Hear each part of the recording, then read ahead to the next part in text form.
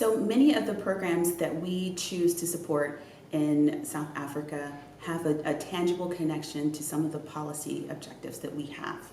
The US government is very much dedicated to supporting DEIA principles, or diversity, equity, inclusion, and accessibility. And sadly, women both in the US and in South Africa continue to face barriers to their professional advancement. And so we're very happy to have been able to be a part of such a program that is helping to bolster and support this demographic. These women are already brilliant in the courtroom. This was really about creating and bolstering and strengthening their skills in communication, negotiation, and navigating their workplaces and dealing with challenges that they may face with their coworkers. And by supporting programs like AWW, this is an example of us walking the walk. We are not just talking about this as a policy principle, but we are actually investing resources in individuals and organizations who are also standing by those same principles. I did my articles, and I actually started as an intern in a sector that was very male dominated, and particularly in my articles, very white male dominated. And unfortunately, I did experience a lot of racism, which was very challenging for me, particularly because I didn't want to really stay in practice. I just did my articles to get the professional qualification. But also, sometimes there tends to be a little bit of doubt regarding your intellectual capacity and capabilities. So I found myself having to often go above and beyond in terms of proving myself with regards to the work, with regards to the time that I put into the work that I do, particularly in comparison to my colleagues. My recommendations to other women, it's a yes. And my yes has a strong basis in that the Advancing Women in the Workplace program is a program that is run by the Vance Center in partnership with the South African Legal Fellows Network and the US Mission. Particularly, it seeks to address the inclusion and the diversity of women in the workplace. In particular, women of color in the legal profession. What a program that really meets the needs of South Africa in this day and age, especially as we look back to say, today marks 100 years subsequent to the permission of Black women to practice the law. So I would definitely recommend the Advancing Women in the Workplace program for any Black woman in the legal profession who wants to sharpen their skill set, get more in tune with the profession, and thrive irrespective of the hardships in the workplace. So some of the challenges that I faced as a woman of color in the legal profession, there are plenty of challenges, depending on, at what level of your career you are. So as a young professional, a young legal professional, the obvious challenge that you face is that, number one, people don't think that you should be in the space that you think you should be in. So if you want to position yourself as a corporate commercial lawyer, the challenge that I faced when I started out was that people thought that you shouldn't be in that space because that space was reserved for people who didn't look like me. What the goal has been for the Advancing Women in the Workplace program was to ensure that there was inclusion and diversity of women within the legal profession. Currently, women are underrepresented in the legal profession, and there's a poor level of inclusion and diversity thereof. However, what we have noted is that over the past 10 years, there has been an improvement. And this improvement can be because of mentorship programs such as the Advancing Women in the Workplace program. The mentorship program offers the mentees and the mentors, to a certain degree, the opportunity for growth, the opportunity to cultivate leadership and to advance themselves within their current career trajectories. So how they've done this is through a variety of ways. One of the methodologies that have been employed is the use of the fireside chats.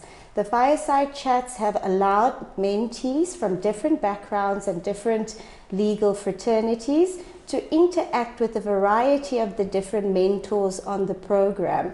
And this has assisted them to better understand the journey that the different mentors have taken. But not only that, it provided them with a level of representation. Representation counts. When someone looks like you and you've seen that they are able to reach their end goal, this has assisted the mentees and many of the others that have actually attended our events to realize that they can be advanced and that they can overcome some of the impediments that affect the legal profession at the moment. So what I would say as well is that our deepest fear is not that we are inadequate, but our deepest fear is that we are great beyond measure.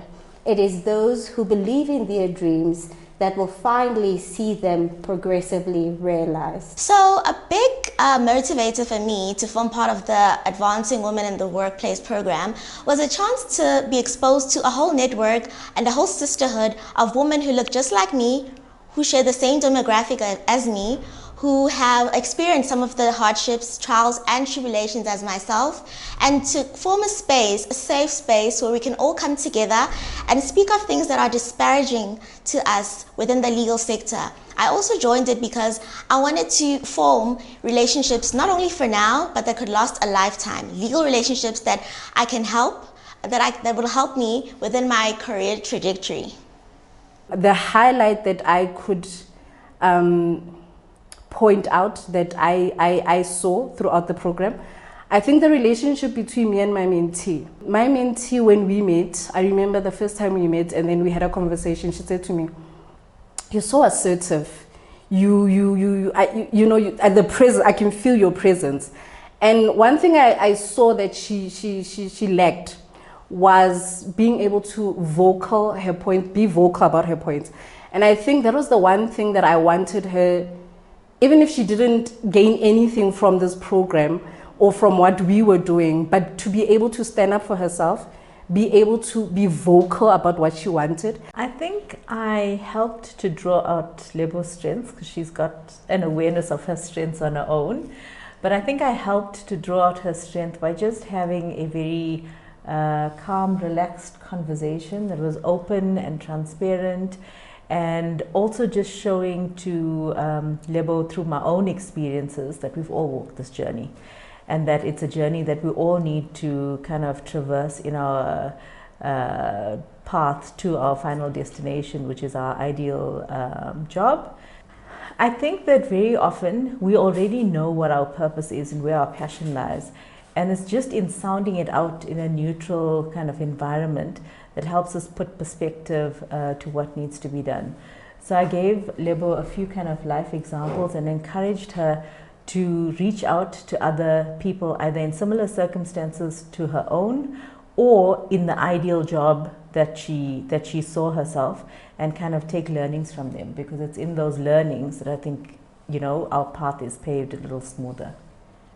I think how I communicated my goals to Annabelle is she had a very open door policy, and that allowed me to just be able to text her or call her and tell her what my challenges were. And I specifically think in our first meeting, it was so easy for me to be open with her, and that's by virtue of who she was, about where I wanted to be. I think the type of support that Annabelle provided was specifically being a sponsor for me, and I know she speaks about this a lot. She wasn't just a sponsor for me, but I mean, she decided to take me on herself. And I think that's an invaluable thing for somebody to want to do just by meeting you and talking to you. And yeah, I think that type of sponsorship, not just mentorship, it helped me to achieve my goals. So, like Lebo said or mentioned, the sponsorship aspect, I think for me that's key.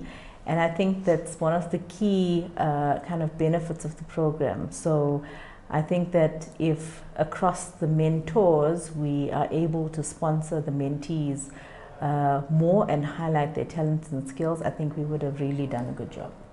As a senior in this profession, my advice to juniors in the profession is, first of all, find your tribe and find your voice.